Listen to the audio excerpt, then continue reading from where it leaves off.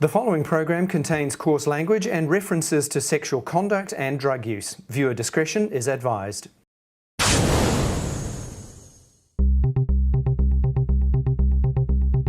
Tonight, stand-up comedian Stephen K. Amos talks about comedy and cocaine.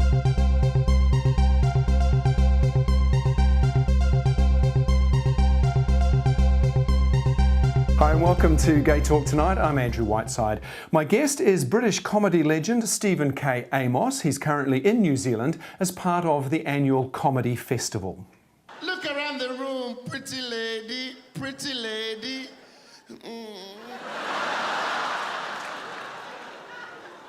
It's a joke. Stephen K. Amos is a comedian and actor with a strong presence on stage and television. He's toured the world extensively and is currently in New Zealand performing his one-man show, The Spokesman. Stephen, welcome to the program. Really great to have you here. Now, you're here for the comedy festival and your show is The Spokesman. So what can we expect? What are you bringing to us this time? What am I bringing to you? Well, thank you for having me, first of all, but on a basic level, The Spokesman is quite simply an anagram of my name. Stephen K. Amos, The Spokesman. End of story. That's it. But what it actually inspired it is the fact that I was watching the news one day and there was this item about some person, famous person who'd done something wrong, and instead of that person coming out and saying something, a spokesman reading a prepared statement spoke on this person's behalf. And I was thinking, actually, this is quite a common thing, this spokesman or a friend of or a source close to defending or telling us things we're meant to believe. And I wondered, what do these people do the rest of the year, these spokespeople? And do they only ever come out rising like phoenixes from the ashes to deliver a statement apologizing for something? So it got me thinking about who would be my spokesman, my role model, who would I be a good spokesperson for? So why comedy? When did you first know you were funny? Why comedy? I never knew I was funny, but I think if you come from a large family, you've got to do anything to get attention. And one of the things I used to do was tell tales, in other words, lie. Just do anything just to get attention. And also, I grew up in a time in London where there weren't that many black people, for example, in my neighbourhood. And so with the school I went to, as opposed to being the odd one out for being black, you thought, right, okay, I'm not going to have anyone talk to me about that. Instead, I'll just maybe throw a joke in there or do a silly voice. So I didn't realise I was funny. If anything, it was maybe a defence mechanism. Well, that's the thing about comedy, though, isn't it? Because it is very powerful. Yes, it can be self-deprecating or in order to get you through an awkward situation or a tough situation. But it can also be used to show, particularly in politics, how ridiculous people are being. So it is very powerful. I think it's absolutely very powerful. It's the only medium that I can think of where if you've got a live, captive audience, you can say whatever it is you want to say. Because I firmly believe in freedom of speech, but I also believe in freedom of expression. So if I say something that maybe someone in the audience objects to, that's their right, but I want to be able to know that I can justify what I say. And if I see or hear a politician being quite hypocritical, I feel it's my right to pick up on it. Or if I hear or see something, I think it's my right to take that thing to the most illogical conclusion just to show how ridiculous it can be. Is there anything taboo for you in comedy that you wouldn't say, an area you wouldn't go? For me, I don't think so. I don't think anything is taboo, but the only thing I would like to think is that I wouldn't like, if there's a tragedy, you know, I think timing is very much of the essence.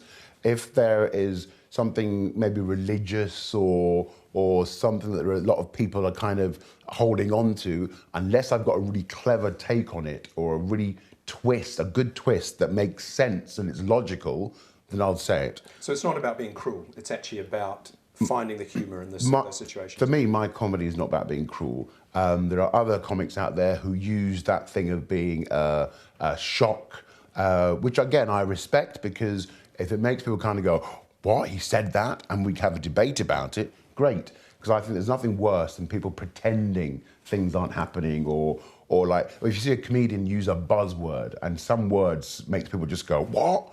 Like if you say Muslim, or if you say dwarf, or if you say rape, or if you say nigger, if an audience member doesn't listen to the joke, the whole joke, but just hears that buzzword, they're like, what? He can't say that. Listen to the joke. All my comedy is based on truth, by the way, so I don't really make things up for the sake of it. And I'm not one of these people who's fame hungry and will, do it. If I was that fame hungry, I'd be doing this interview with me cock out erect. Well, there's still time. Yeah, actually I could do with the ratings, so, please feel free. I hosted a music awards in London about 4 years ago, and it's a music event. And one of my opening lines was, "Oh my God, look at all these musicians." Now, come on, be honest. Who here has the cocaine? The next day, I got a phone call from my agent. You were demanding cocaine at the... What? This newspaper, the Sunday newspaper, want to run a story about you were demanding cocaine on stage. I went, is it a slow news day? Again, it's in context. It must be good for publicity, though. I mean, it keeps your profile up. And I'd rather my profile was up for, for the job that I'm doing and the jokes and the fact that I'm making people laugh, not by something that was taken out of context. If I was a cocaine fiend, the last thing I'd do is publicly at a music event say, "Who's got cocaine?" So basically, people can't take a joke. It's a joke. Although, if anyone watching this has cocaine, please get in touch. I'm on Twitter. Obviously, you're a gay man, and... Am I? Apparently so. Who told you that? I've read it on a wall somewhere. On a wall with my number there? Yeah, absolutely, it was. Right next to mine. That's why we're here, right? Exactly. Now, you came out on stage in 2006 in the Edinburgh Festival, I believe, and that was in response to a friend of yours who'd been killed. Well, do you know what? Actually, what happened was... Have I just read that completely? Have I just made that story up? No, I mean, people have interpreted it in that way, but that, for me, that wasn't what happened, because I have never hidden who I am to my friends and family. I just didn't think it was particularly relevant on stage unless I had something to say about it. And then I was actually doing a tour in Australia quite a few years ago now. I think it was 2005. And I got back home to London, I put the news on, and it was an item about somebody who was killed in a homophobic attack in a park near where I live.